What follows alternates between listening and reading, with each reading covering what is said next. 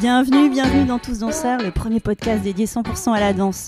Merci de partager ce moment avec nous. Moi, c'est Dorothée. J'aime saupoudrer ma vie de soleil et je porte en moi la passion de la danse depuis l'enfance.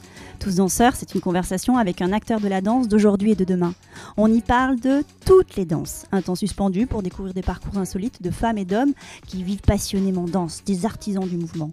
Danseurs et athlètes, costumiers, chorégraphes, metteurs en scène, musiciens, chercheurs, des créateurs et ouvriers de la danse. Dans l'ombre ou la lumière, ils sont tous en mouvement, tous artistes, tous danseurs. Le podcast est disponible sur de nombreuses plateformes, alors abonnez-vous pour ne pas manquer de nouvelles rencontres autour de la danse. Et surtout, n'oubliez pas de laisser un mot doux ou une note 5 étoiles sur iTunes ou Apple Podcast. Ah, j'oubliais, n'hésitez pas à m'écrire sur l'Instagram Tous Danseurs si vous avez des questions. Aujourd'hui, je reçois Alexandre Lacroix, journaliste et écrivain. Il n'est pas danseur. Et pourtant, il a fait de la danse un objet de recherche pour son livre « La danse, philosophie du corps en mouvement ». Et pour mieux comprendre ce qui se joue quand on danse, Alexandre a en particulier suivi Ludmilla Pagliero et Stéphane Bullion dans leur quotidien à l'Opéra de Paris. On l'écoute avec joie, raconter comment la danse nous ramène à l'élan vital. Bonjour Alexandre. Bonjour. Merci d'être là aujourd'hui en face de moi. Merci pour l'invitation.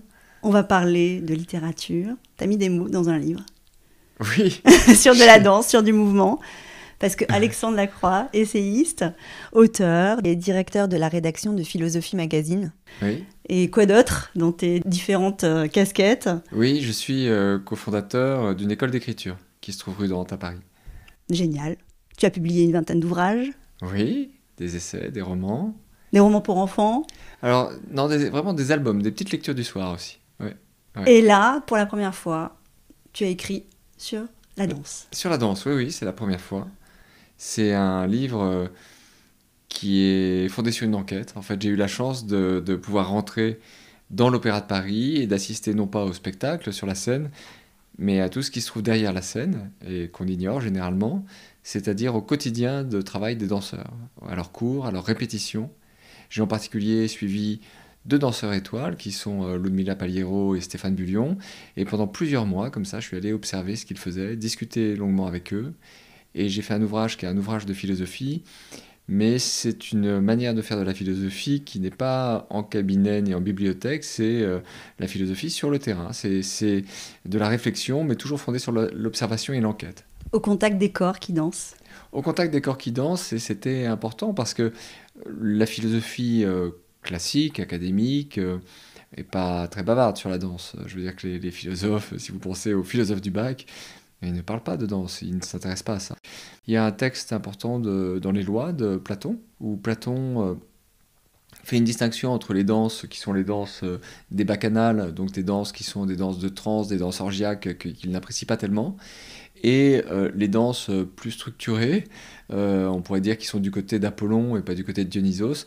Et Platon considère que pour son école, pour l'éducation des jeunes, ce serait intéressant qu'on apprenne à danser, voilà. Et parce que c'est une bonne introduction à la discipline et à la géométrie, dit-il. Donc ça apprend la discipline, la rigueur. Oui. Et puis, Nietzsche consacre quelques pages éparses à la danse, mais en fait, sorti de ses références chez les classiques, il n'y a pas grand-chose. De façon générale, le reproche qu'on peut faire aux philosophes, c'est d'oublier les expériences fondamentales. Moi, c'est vrai que j'ai tendance à essayer de réfléchir à des sujets que je n'ai pas trouvés dans les livres, mais que je trouve dans la vie. Il y a 2 ans, j'avais publié « Apprendre à faire l'amour », qui est un livre sur l'érotisme.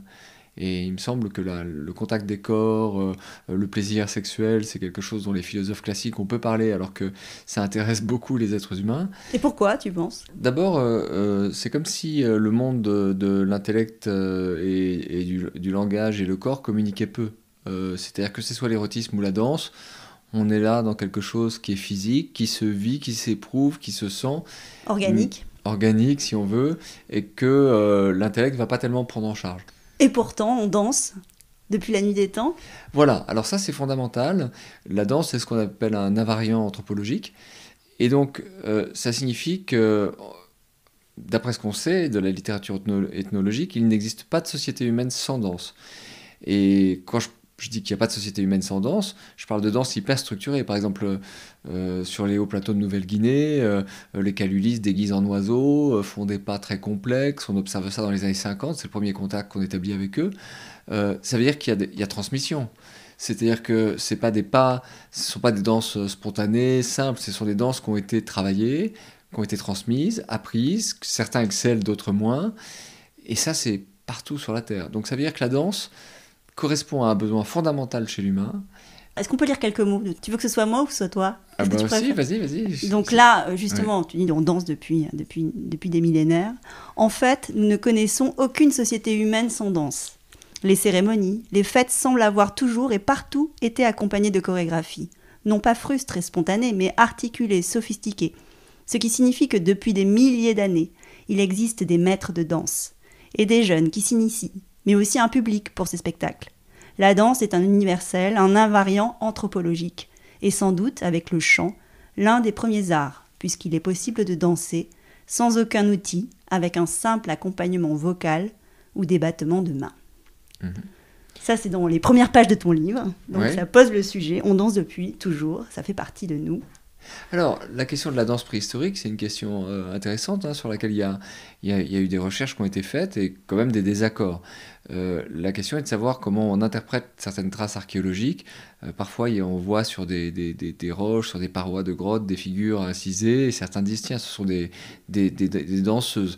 Il y a des traces archéologiques de la danse qui remontent au 7e millénaire avant Jésus-Christ, sur lesquelles les gens s'accordent un petit peu. Il y a des traces plus anciennes sur lesquelles il n'y a aucun accord. Néanmoins, on peut regarder les choses un peu autrement et se dire, tiens, les plus vieux instruments de musique qu'on connaît sont des racloirs en Rennes. Ces plus vieux instruments de musique ont 36 000 ans. Il est quand même assez légitime de penser qu'au son de ces instruments, on ne restait pas statique, assis dans un fauteuil, parce qu'il n'y avait pas de fauteuil. Les corps bougeaient. Voilà. Et que donc les gens bougeaient et s'exprimaient avec leur corps tout en écoutant ces rythmes. Tu vas nous raconter aujourd'hui ce que tu as compris du mouvement. Bah oui. Mais avant ça, tu nous disais que tu avais choisi un corps dansant, celui de Ludmilla, comme matière pour ton livre. Oui, c'est une rencontre. C'est-à-dire qu'il y a quelques années, j'écrivais des articles pour l'opéra, plutôt sur des productions d'opéra que de danse d'ailleurs, et des reportages, et voilà, j'ai eu l'occasion d'interviewer Ludmilla. Et Ludmilla, alors c'est une danseuse étoile qui a une histoire très particulière. Il faut peut-être le rappeler, c'est la première non-européenne à être devenue étoile de l'Opéra de Paris. Elle est née en Argentine, à Buenos Aires, dans une famille plutôt modeste qui avait été frappée par la crise monétaire, qui est un problème récurrent en Argentine. Enfin, rien ne la prédestinait en fait à traverser l'Atlantique et à devenir une danseuse de l'opéra. Et tu racontes tout ça d'ailleurs, non? Oui, je le raconte. Alors, c'est vrai que le livre tresse 3 dimensions. Il y a vraiment la vie de Ludmilla, qu'on suit pas à pas. Et je veux dire, c'est une vie, à un moment, on peut se demander ce que fait Netflix. Enfin, c'est-à-dire... oui, c'est un récit à part entière. C'est un biopic, c'est-à-dire que comme il y a des épreuves, des défis, je veux dire, à 15 ans, elle est mineure émancipée, soliste du ballet de Santiago, elle ne cesse de prendre des risques pour vivre son rêve, en fait, pour vivre sa quête d'absolu. Or, c'est très difficile de progresser dans une carrière de danseuse, donc il faut une détermination, une volonté extraordinaire, et elle a tout ça en elle. Et elle le fait de manière isolée, parce qu'elle est toute seule face à ses défis. Enfin, isolée, oui. Il y a des rencontres, mais bon, on sent que quand même... Elle est rentrée en Argentine, il y a une école qui est un peu l'équivalent de l'école des petits rats, là, de l'opéra, qui est le Théâtre Colonne. Et elle a fait ses classes là-bas, mais c'était déjà très difficile d'y entrer. En tout cas, il y a son parcours à elle. Rocambolesque. Rocambolesque, ouais. Oui, qui casse beaucoup l'image de la ballerine en tutu, toute sage, toute gentille. Voilà, ça c'est quand même un vrai parcours de vie avec des risques et de la ténacité et des obstacles. Ensuite, il y a une deuxième ligne, c'est vraiment le reportage dans l'opéra. C'est-à-dire, c'est les cours, les répétitions, comment ça se passe, qu'est-ce qu'ils font ces gens en fait de leur journée. Et puis la troisième ligne, c'est la philosophie à proprement parler. Et donc, il y a des passages qui sont un peu plus théoriques où j'essaye effectivement de mettre des mots et des idées sur ce que je vois. Et les trois s'entremêlent. On s'entremêle complètement, oui, d'un chapitre à l'autre, on circule entre ces 3 dimensions. Ouais. Et donc Stéphane Billon, il est là parce qu'il est constitué avec Ludmilla, un duo, et je pense que tu les as suivis aussi pendant l'intégration de Another Place de Matsek, et c'est pour ça que tous les deux étaient ensemble avec toi. C'est ça, ils formaient un duo pour Another Place, donc une pièce du chorégraphe Matsek, avec une écriture chorégraphique qui est contemporaine et qui est très, très singulière. Et donc, moi j'ai suivi en particulier ces répétitions-là, donc Stéphane, Bullion, Ludmilla Paliro ensemble. Stéphane, en fait, c'est le spectacle sur lequel il a choisi de faire ses adieux. Et donc, la scène des adieux est racontée, quand on est danseur de la Compagnie nationale de l'opéra, on est à la retraite à 42 ans, donc au sommet de sa forme. Hein. Et c'est très émouvant, en fait. C'est très dur de dire adieu à la scène quand on a fait ça toute sa vie à 42 ans. Enfin, imaginez-vous, je sais pas quel âge ont vos auditeurs, mais 42 ans, si vous vous sentez parfaitement en possession de vos moyens et de votre art, c'est très dur. Moi, on me dirait, en tant qu'écrivain, bon, bah voilà, 42 ans, c'est terminé. T'arrêtes d'écrire. Non, mais c'est incroyablement violent. Et donc, voilà, donc ça j'ai suivi ça, et c'est vrai que c'était un spectacle qui était fort pour moi, parce qu'il y a beaucoup à penser à partir de Matsek. Et on va développer ce fil, si tu veux bien. Oui. Et qu'as-tu compris alors de la danse à leur côté? Parce que, donc, en immersion totale, tu les rencontres sous forme d'entretien, mais tu les vois danser, en fait. Il y a des face-à-face où ils se racontent, ils te livrent des choses sur leur pratique, leur rapport à la danse, et en même temps, tu les observes, tu prends des notes. Ouais. Une première chose qui m'a intéressé, c'est l'articulation ou la tension entre la discipline et la liberté.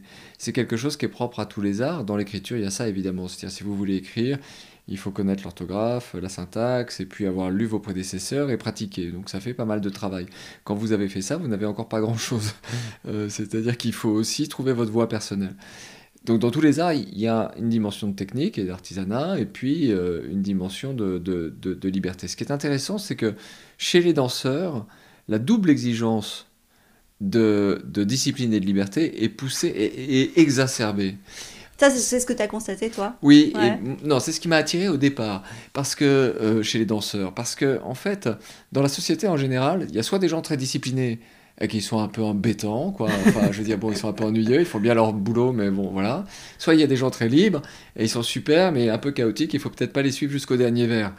Mais moi, ce qui m'intéresse, c'est des gens qui ont les deux dimensions. Je trouve que du point de vue humain, c'est très intéressant d'avoir une discipline de fer, puisque quand Ludmilla, par exemple, lors du premier cours, elle arrive, les étoiles prennent des cours au quotidien, elle se met à la barre et elle va exécuter vraiment les pas de base, quoi. Elle me dit, tu vois, Alexandre, je fais ça tous les matins depuis que j'ai 7 ans. Tous les matins depuis que j'ai 7 ans, sans exception. C'est-à-dire la discipline, un danseur de ce niveau-là ne peut pas arrêter 3 mois. Un écrivain pourrait arrêter 3 mois, et même il pourrait écrire encore mieux après, c'est-à-dire parce qu'il va se ressourcer. Le danseur, il va se rouiller, c'est-à-dire qu'il n'aura plus ses écarts comme il faut, il n'aura plus la même élasticité, la même souplesse, enfin bon. Voilà, il y a ça. Et je dirais que quand on a ça, on n'a encore rien. C'est-à-dire que... Mais non, on n'a rien parce qu'on n'est pas encore un interprète. C'est-à-dire que pour transmettre de l'émotion, parce que c'est ça le point central, c'est que c'est pas du sport, c'est de l'art. Donc il faut transmettre des émotions, et des émotions humaines fondamentales. Et bien pour pouvoir faire ça, il faut être libre. Il faut déjà avoir éprouvé ses émotions soi-même. Sinon, si les gens dansent techniquement parfaitement sur la scène, ça arrive d'ailleurs, c'est comme des petits robots. Ben, on s'en fiche en fait de voir un petit robot qui fait des... Bon, donc pour qu'il se passe quelque chose et que ça vibre en vous, il faut que le danseur... habite pleinement... Non, mais vous transmette le désir, la colère, la tristesse, enfin toutes les nuances, toutes les facettes de son rôle, et ça, c'est sa liberté qui s'exprime. Il y a un passage aussi pour rebondir sur ce que tu dis. Si je suis conscient de danser, si je m'y applique, je ne danse pas vraiment. Je me mets à danser précisément quand j'oublie ce que je suis en train de faire et que j'entre en contact avec autre chose, avec le son, avec une dynamique vitale, quand mes mouvements s'accordent à des flux qui me sont étrangers. Ouais. Ça fait suite à une citation de Mallarmé, qui est en fait Paul Valéry est l'un des rares à avoir écrit sur la danse, et il était proche de Mallarmé. Et Mallarmé lui dit, on a tort de dire qu'une danseuse est une femme qui danse, parce que la danseuse n'est pas une femme et elle ne danse pas. Alors là, c'est vrai Gros point d'interrogation, ça veut dire quoi ça? Qu'est-ce que ça veut dire? Et j'ai réfléchi à cette phrase que je trouvais un peu abyssale, et je me suis dit finalement, ça peut vouloir dire deux choses. La danseuse n'est pas une femme. Ça veut dire que, en fait, vous devez, quand vous dansez, traiter votre corps comme un moyen d'expression. Un peu comme le peintre traite ses tubes de peinture, ses couleurs. C'est sa matière. C'est votre matière. Et donc, vous devez, avec votre corps, exprimer des émotions ou des narrations qui sont universelles et faire oublier un peu votre physiologie ou votre organisme. C'est-à-dire que l'expressivité du corps dansant, c'est comme l'expressivité d'un tableau. Est-ce que ça a un sexe? C'est pas sûr. Donc peut-être c'est ça qu'il veut nous dire. C'est-à-dire, est-ce que ce corps a un œsophage? Oui, techniquement il en a un, mais vous voyez, c'est-à-dire que le corps devient un peu comme une écriture, c'est un peu comme dans la calligraphie chinoise. C'est-à-dire ça devient un support pour des sens, des émotions, etc. Bon, ça c'est la première chose. Et la deuxième point, c'est qu'on peut se dire, la danseuse ne danse pas, c'est que c'est peut-être la danse quelque chose qui n'est pas réflexif, c'est-à-dire un peu comme quand vous voulez vous endormir, si vous pouvez pas dormir et dire je dors. Est-ce que vous pouvez danser et dire je danse? Peut-être pas, peut-être qu'il faut justement que ce regard que vous avez sur vous-même en permanence, ce recul-là, Oublier. se brise un petit peu pour que vous vous abandonniez complètement à l'instant présent et au flux de vos mouvements. Et alors toi, tu penches pour quelle version? En fait, c'est un point qui fait, à mon avis, une différence entre la danse que tout le monde connaît quand on fait la fête dans une soirée et la danse du professionnel sur la scène. Celui qui danse à une fête d'anniversaire ou à une fête du samedi soir, bon, il danse, bon, ok. Alors lui, il faut qu'il abandonne son esprit critique. Il faut qu'il arrête de dire est-ce que je suis ridicule, comment on me regarde, quelle image je vais donner de moi. Il faut que toute cette petite voix retombe parce que sinon il va pas s'abandonner. Il faut qu'il lâche prise, il faut un laisser aller. Donc la première chose qu'on peut dire, c'est que l'amateur de danse, qui n'est pas un professionnel, lui, sa difficulté, c'est de mettre sa conscience sur off pour qu'il se passe quelque chose de physique dans l'écoute du son, du rythme, et puis ce qu'il fait. Mais le danseur professionnel, il redouble la difficulté. Parce qu'en fait, il faut qu'il ait ça, il faut absolument qu'il soit immergé dans son mouvement et dans l'instant présent, et qu'il soit... Dans l'intention. Oui, mais parce que sinon, ça va pas être fluide, en fait. C'est-à-dire que pour vraiment atteindre la fluidité, il faut qu'il soit complètement dans la durée de son geste. Ça, c'est vraiment... Mais... c'est là que c'est très exigeant. Il faut aussi qu'il ne perde jamais de vue ce à quoi il ressemble, le spectacle qu'il donne à ses partenaires et au public. En fait, ce qu'on lui demande à lui, et c'est pour ça que le professionnel et l'amateur sont quand même différents, c'est que le professionnel, on lui demande d'être à la fois en lui et hors de lui, en même temps. Comment vous pouvez être complètement en vous, absorbé par votre mouvement, immergé dans votre mouvement, et conscient de l'effet que vous produisez sur quelqu'un, un spectateur qui est peut-être à 50 ou 100 mètres de vous. Ça, c'est assez énigmatique. Et donc voilà, moi j'ai... C'est ce que tu as observé. Oui, bien sûr, oui. Et toi, tu n'avais jamais été traversé par la danse? Tu n'as jamais été danseur? Non. En dehors des discothèques? Non. D'ailleurs, je dis dans le livre, je dis que moi je suis un piètre danseur. Je fais partie des... Ouais, j'ai le défaut des intellos, c'est-à-dire que voilà, j'ai du mal à danser. Je pense que quand vous avez un peu hypertrophié que vous vous mettez à réfléchir sur tous les sujets, c'est difficile de débrancher comme ça, de se mettre à danser. C'est comme s'il fallait faire travailler une autre partie de son être. Et je dirais que c'est à la fois peut-être un défaut, mais aussi une force pour mener une enquête comme ça, parce que comme je ne sais pas danser, j'ai posé des questions très naïves. Vraiment les questions élémentaires, mais qui sont des questions évidemment les plus intéressantes en fait. Donc voilà, par exemple, une autre chose qui m'a intéressé avec ma naïveté, quand j'ai assisté aux premières répétitions à l'opéra, y a une consigne qui est donnée par le maître de ballet, donc, qui va demander d'exécuter 20-30 figures d'affilée, quoi. Et les danseurs de la compagnie qui sont là, ils sont quoi, 50-60 tous les matins, exécutent les 20 figures dans l'ordre, sans jamais se tromper. Il n'y en a pas un qui se trompe. Et ils sont parfaitement synchronisés et calés sur le son du piano. Et ça, c'est comme le jeu de mémoire quand on est enfant, c'est-à-dire avec les touches bip, bip, bip, vous voyez, il ne faut pas se tromper, c'est-à-dire qu'ils ont mémorisé l'enchaînement. Et ça m'a vraiment intéressé, c'est leur extraordinaire capacité de mémorisation des enchaînements. Et quand j'ai discuté de ça avec les danseurs, comment vous faites pour, dans une chorégraphie, mettons une chorégraphie contemporaine, où les pas sont très sophistiqués, très bizarres, vous devez mémoriser 300 mouvements de suite, qui sont même pas des mouvements répertoriés dans le langage classique. Comment vous faites ça ?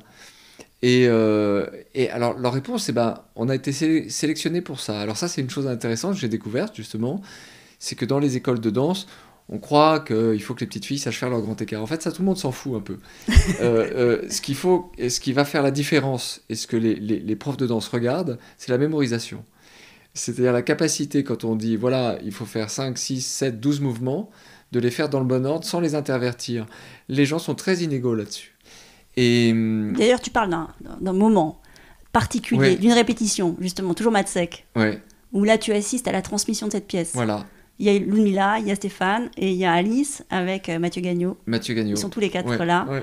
Et on leur donne un enchaînement très complexe de pas, qui sont même pas des figures techniques, en fait, parce que c'est des pas qui sont inspirés de gestes quotidiens. Ouais. Et il y a comme ça une écriture très prolixe. Et ils assimilent tout ça. Et tu parles de cette mémoire, du mouvement, qui t'a vraiment, effectivement, surpris. Ouais, en fait, c'est une phase dans les répétitions qu'on appelle la mémorisation. Quand on commence un spectacle, c'est un peu comme si, au théâtre, on voulait s'assurer que tous les comédiens connaissent leur texte. Donc la mémorisation, c'est pas encore vraiment artistique, c'est vraiment la base. On s'assure que... Donc, Ludmilla et Stéphane, qui avaient assimilé leur rôle, le montrent à Alice Renavant et Mathieu Gagnon, qui sont aussi étoiles et qui regardent. Et en une demi-heure, ils avaient retenu 15 minutes d'enchaînement. Mais quand je parle d'enchaînement, c'est... Moi, une fois, j'ai pris un cours d'initiation au tango, et les pas de base, j'arrivais pas à me souvenir de l'ordre dans lequel il fallait les effectuer. Mais là, on parle de... Ils ont mémorisé plusieurs centaines de mouvements en une demi-heure. Et là, je suis allé voir du côté des neurosciences. C'est vrai que, parce que j'étais là pour enquêter, donc pour regarder... Poursuivons. Pour regarder, oui, mais aussi pour essayer de comprendre.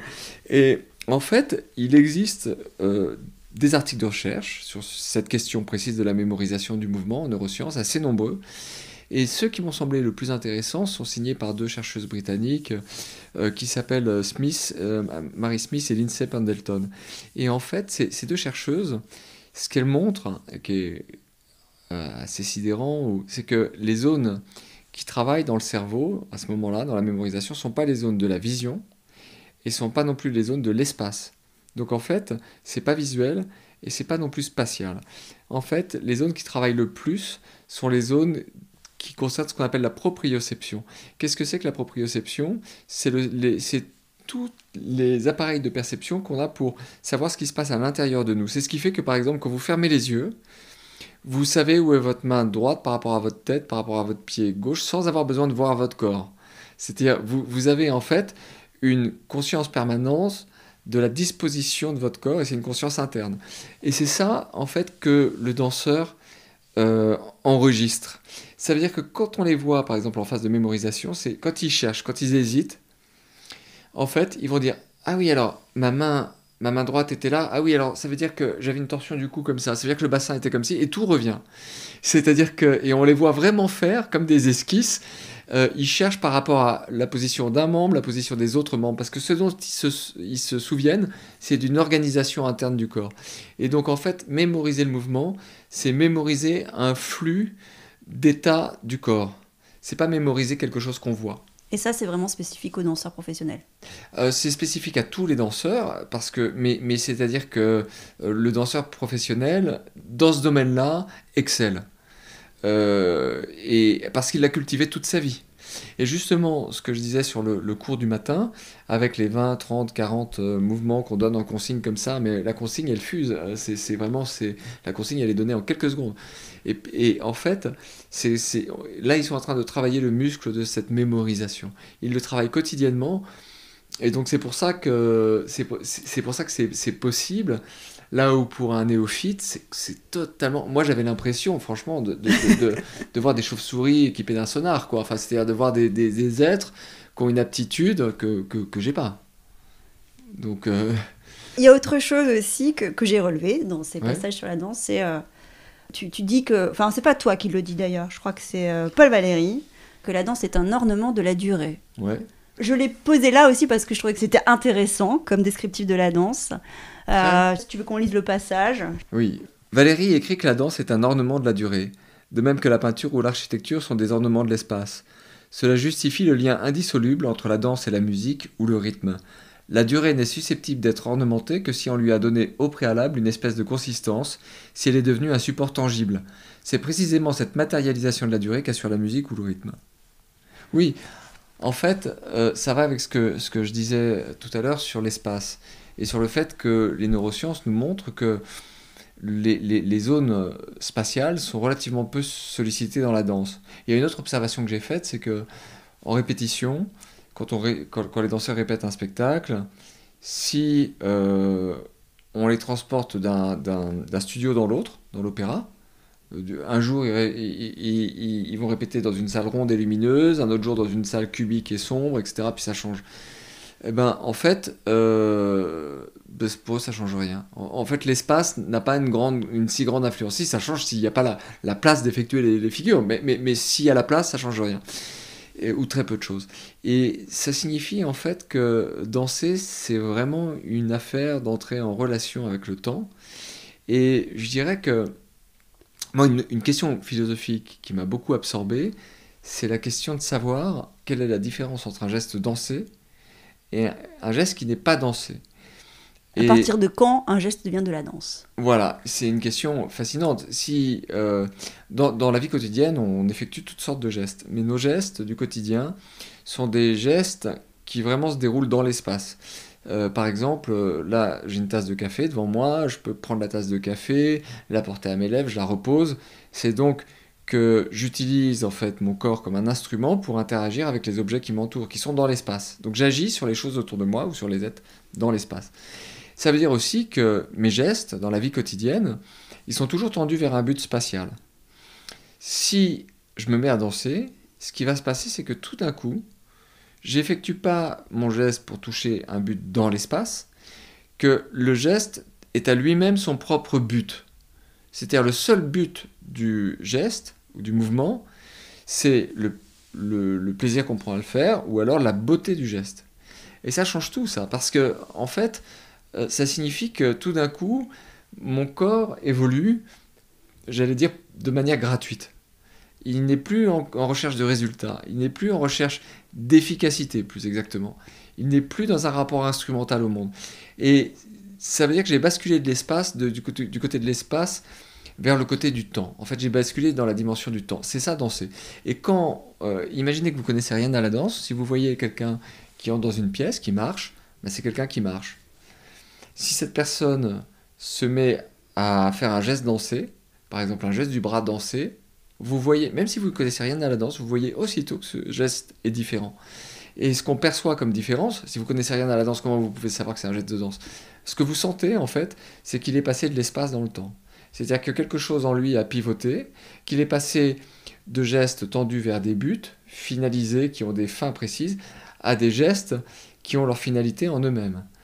Alors ça a l'air d'être un peu philosophique, mais je crois que c'est quelque chose qu'on ressent tous. On est tous capables, et on le perçoit très très nettement, de sentir, dans certaines chorégraphies d'ailleurs on le voit, de sentir le moment où la danse commence. Et donc ça change aussi la fonction du corps, de se déplacer d'un corps fonctionnel à un corps expressif. À un corps expressif. C'est ouais, ça en fait. C'est ce que donc toi tu as découvert. Ah bah oui. Ouais. Il y a un corps qui fonctionne dans l'espace et qui devient un corps qui exprime dans le temps. C'est un changement de dimension. C'est une autre manière d'envisager la condition humaine, hein, tout simplement. Ouais. Et quoi d'autre? Quoi d'autres surprises, des choses que tu n'avais pas imaginées et que tu as approfondies là dans tes explorations. Il y a des choses que je soupçonnais un peu, mais qui sont... si je poursuis cette réflexion sur la danse, ça veut dire que, en fait, notre société, telle qu'elle est construite, elle va encourager des aptitudes et des capacités qui sont presque à l'opposé de celles de la danse. Ça, on le comprend bien avec un philosophe qui n'a pas écrit sur la danse directement, mais qui a beaucoup écrit sur le mouvement, qui est Henri Bergson.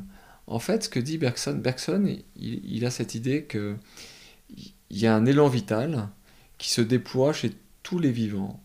Et ça va du stade de la cellule jusqu'aux organismes complexes. Et cet élan vital, dit-il, il va se spécifier différemment chez les animaux, où il va plutôt aller du côté de l'instinct, et chez l'humain, où il va plutôt aller du côté de l'intelligence.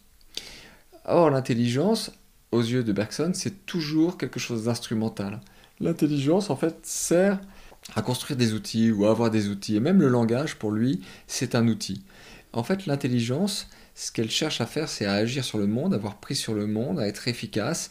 Et notre langage, en fait, est fait de mots qui sont des mots qui sont comme des petits blocs de mort. En fait, le sens des mots est fixé. C'est-à-dire le mot, je sais pas quoi, homme, femme, vérité, etc. Si, ça peut évoluer dans le temps, mais quand même, le mot fige. Les chiffres figent. Organise. Organise et fige. C'est-à-dire que 2 plus 2 égale 4, il n'y a pas de mouvement là-dedans. C'est-à-dire que ça valait il y a un siècle et ça vaudra dans un siècle. Et donc, plus on pousse du côté de l'intelligence, et dans nos civilisations on pousse beaucoup du côté de l'intelligence, et plus on perd le mouvement, on perd quelque chose de vital. On perd quelque chose qui est du côté de l'élan vital. Et c'est vrai que quand on comprend ça, on se dit, oui, mais alors dans la danse, il y a quelque chose. Est-ce que c'est de l'instinct? Pas tout à fait. C'est pas tout à fait de l'instinct. Qu'est-ce que c'est que l'instinct pour Bergson? L'instinct, c'est ce qui permet au corps d'agir en réaction avec les autres corps. Par exemple, c'est ce qui va permettre, dit-il, au bec du poussin de casser l'œuf, ou au tétard de circuler dans la mare. Donc c'est quelque chose qui n'a même pas besoin vraiment d'un cortex. Vous voyez, l'instinct, c'est vibratile. Ça n'est que mouvement, l'instinct. C'est le mouvement du vivant face aux autres vivants et face à ce qui l'entoure. Bon, chez le danseur, on a affaire à une forme particulière d'instinct qui est un instinct travaillé, éduqué, devenu conscient de lui-même. Et cet instinct-là, Bergson a un joli mot pour le donner, il parle d'intuition. Il dit que ça, c'est l'intuition. Et c'est l'intuition qui permet le geste créatif ou le geste libre. C'est l'intuition qui nous fait danser. Et donc, pour terminer cet exposé qui est déjà un peu long, notre civilisation, elle cultive extraordinairement l'intelligence et elle laisse de côté l'intuition. Et les danseurs sont ceux qui entretiennent la flamme de l'intuition. Et pourquoi on a besoin d'eux? Parce que c'est l'intuition qui est en contact avec l'élan vital, avec le mouvement de la vie, en fait. Et c'est ça que, moi, ce que j'ai compris ou saisi, c'est que la danse nous ramène à l'élan vital et au mouvement de la vie, là où notre civilisation qui a tout misé sur l'intelligence nous en éloigne. Donc, danser, c'est renouer avec la vie. Voilà, c'est exactement ça. C'est exactement ça. C'est cette phrase de Delsarte. Ouais, exactement ça. Danser, c'est communiquer avec un flux ou un mouvement qui n'est pas simplement personnel, qui est là dans la musique, qui est là dans la vie autour de nous, dans le spectacle de la vie autour de nous, peut-être dans le cosmos. En tout cas, c'est se rendre capable d'accueillir ce flux, là où, si vous voulez, l'intelligence va faire de vous quelqu'un d'assis à sa table, quoi, en train de remâcher des pensées. Le fait de cultiver dans la danse l'intuition, ça vous ouvre complètement sur autre chose.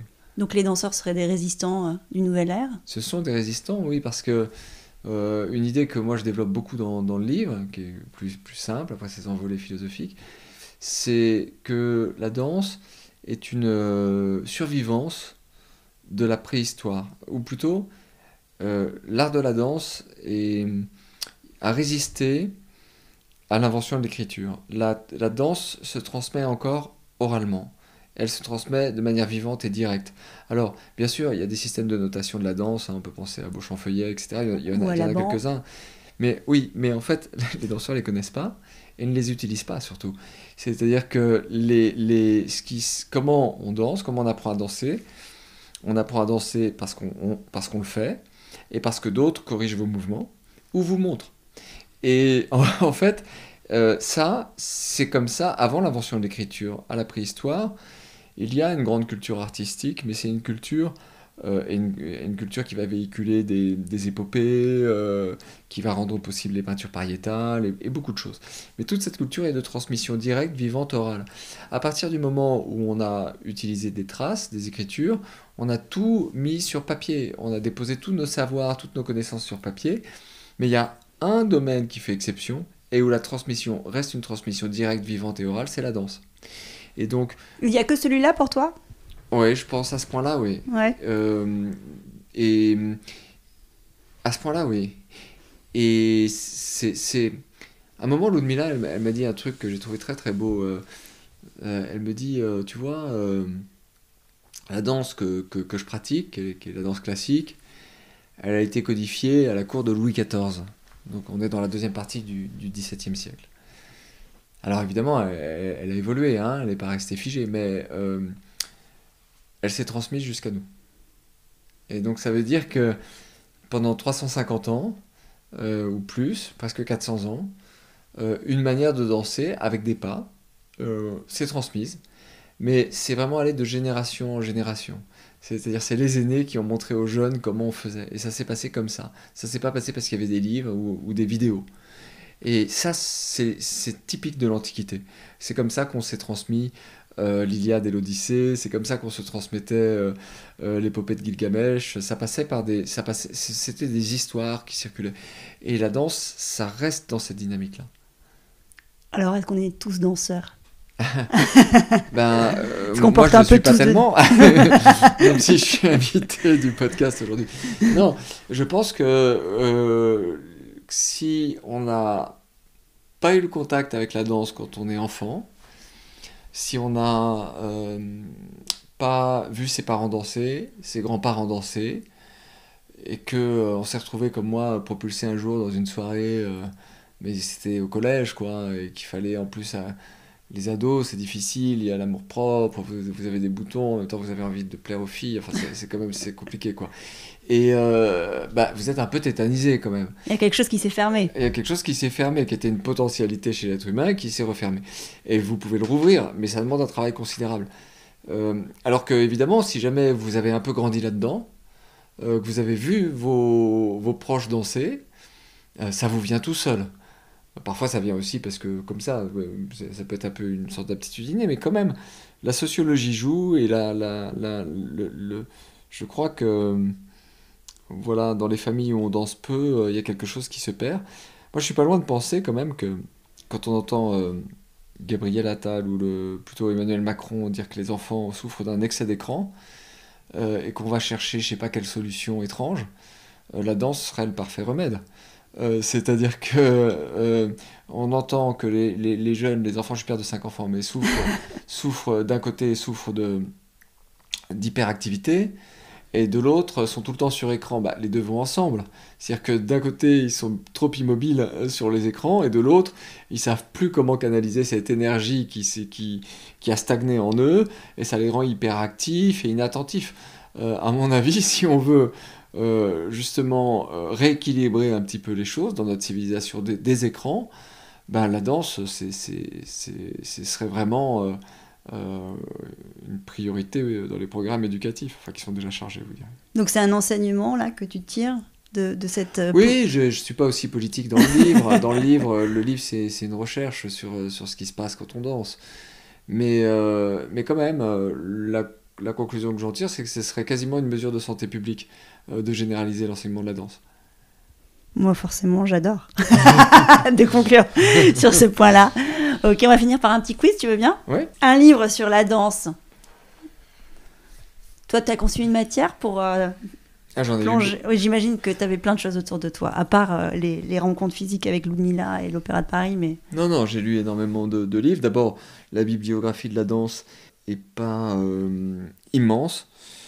Si je pouvais conseiller, alors il y a une histoire de la danse, une nouvelle histoire de la danse avec une préface de William Forsythe, Forsythe, je sais pas comment on prononce, qui est très bien, qui est intéressante, qui est bien faite. Ça c'est pour le côté, on va dire, un peu encyclopédique. Et puis je parle dans le livre de Joan Endicott, ouais. qui a été la première danseuse de Pina Bausch et qui a souffert d'une relation de harcèlement. C'est très très dur, hein, cette lecture. Ça s'appelle chez Pina.Bausch.de. Voilà, ça c'est un récit de vie. C'est un peu effroyable, hein, mais ça m'a intéressé. Ouais. Moi j'en ai lu plein d'autres, alors je sais pas quoi vous dire. Mais oui, ces deux-là étaient des bons livres. Quand même, je reviens à mon point de départ. J'en ai lu plein, mais la bibliographie de la danse est pas extensible à l'infini. Je dirais des livres importants, je dirais qu'il y en a une 50aine ou une 60aine. Il faut que tu nous fasses la liste pour tous danseurs. Voilà. Un lieu pour danser. Un lieu pour danser. Moi, en dehors de l'opéra, je suis assez sensible aux danses urbaines. Je me souviens que j'avais passé plusieurs soirées comme ça pour une recherche, mais j'ai pas écrit là-dessus, à interroger des gens qui dansaient du hip-hop dans la place carrée du Louvre au Halles. Enfin, il y a un endroit, il y a un recoin entre la place carrée et le Ciné-Cité où le sol est très très lisse et où des jeunes viennent s'entraîner pour faire des enchaînements de hip-hop qui sollicitent énormément les groupes musculaires, le gainage. Et j'avais parlé longuement avec eux de ce qu'ils faisaient. Et ouais, ça peut être un endroit pour danser. Ouais. Et une danseuse ou un danseur? Une danseuse ou un danseur. Alors Pina Bausch évidemment, mais le problème c'est qu'une fois qu'on a lu le livre de Joan Endicott, on déchante un petit peu. Nureyev, il y a en ce moment une belle expo à l'Opéra qui retrace son parcours. Et sinon, l'épouse de Matsek, hein, que j'ai vu aussi, c'est aussi son assistante, donc je l'ai vu diriger des répétitions, mais je l'ai vu aussi dans Place, qui précède Another Place, qui s'appelle Anna Laguna. C'est quand même une danseuse fascinante. Ce que j'aime beaucoup dans Place, je pense qu'elle a entre 50 et 60 ans. Et la performance est inouïe. Ouais. Et alors, ça t'a donné le goût de la danse, d'aller voir du spectacle vivant, d'aller encore plus explorer cette pratique artistique ou pas? Oui, bien sûr, même si pendant toute la période d'écriture, là, je me suis vraiment concentré sur ce que j'avais vu et je voulais pas... En fait, il y a une période où je me suis vraiment concentré de manière monomaniaque sur eux, en fait, pour pas ajouter des choses de l'extérieur. Je voulais vraiment faire parler mon terrain. Et mon terrain, c'était Stéphane Bullion, Ludmilla Paliero, un petit peu Germain Louvet, quelques autres que j'ai vus en répétition, mais surtout du Matsek, et puis surtout je voulais vraiment cerner leur quête d'absolu. C'est leur quête d'absolu, mais dans un périmètre très restreint. Ouais. Et pendant ton observation, t'as pris plein de notes? Ah oui. T'as gardé ton petit carnet? Non, t'en fais quoi? T'en fais... Rien. Je fais le livre. Tu fais le livre après. Voilà. Ok, un grand merci Alexandre. C'était merci. La danse, philosophie du corps en mouvement. Merci d'avoir posé des mots, encore des mots, dans le podcast Tous danseurs. Merci infiniment. Merci. Ciao. Merci. Salut.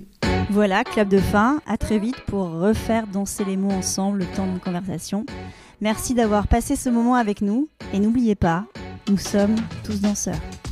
Le podcast est disponible sur de nombreuses plateformes, alors abonnez-vous pour ne pas manquer de nouvelles rencontres autour de la danse. Et surtout, n'oubliez pas de laisser un mot doux ou une note 5 étoiles sur iTunes ou Apple Podcast.